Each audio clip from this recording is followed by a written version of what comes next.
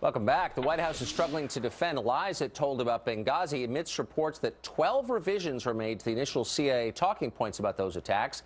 And now the rest of the press is finally picking up that story.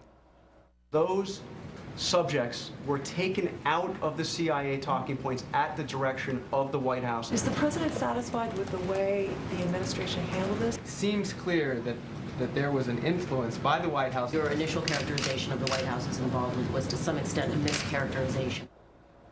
But wait a minute, where have reporters been from the very beginning? Has there been a Benghazi bias going on? Elisabeth Meinecke is managing editor of Town Hall magazine. She joins us from Washington this morning. Elisabeth, thanks a lot for coming on. I want to throw up on the screen data points from the day of the Benghazi hearings. Okay, so there are three major cable news channels.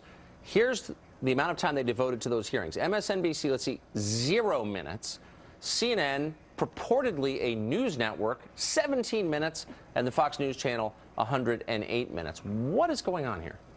I'm shocked by those numbers. No, just kidding. I think the question is, where is the media even as of Wednesday of this week, the day of these explosive hearings? The Media Research Center came out and said that all three nightly news broadcasts chose to lead that evening with the Cleveland kidnapping story.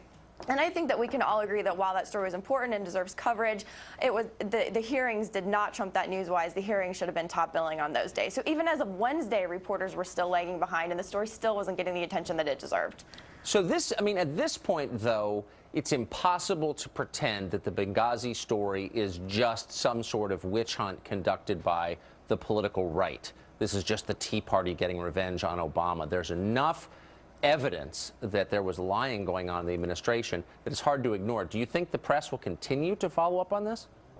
Well, I hope so. I do think the story took a turn, with ABC, getting all of those revisions of the talking points this week. It's funny. There has been this narrative of trying to marginalize the Benghazi. I mean, the Washington Post tweeted out, oh, it's only rich, middle-aged men and, Chick-fil-A lovers who are tweeting about Benghazi. But Rasmussen came out with a poll that said at least 78% of likely U.S. voters think it's at least somewhat important to figure out what exactly happened for the event surrounding the death of Ambassador Stevens. So I think that the media would be wise to pay attention to that kind of polling and really try to stop this marginalization of the story. And I think that you noticed that with the press conference yesterday. Yesterday was not one of Jay Carney's better days. No, it was awful. And I should just point out that the Washington Post is dying as a newspaper. CNN is, on the shoals of bad ratings. Maybe there's a reason. Maybe they should cover the news rather than mocking other people who do. Elisabeth Meinecke from Washington, thanks a lot for joining us. I appreciate it. Thank you.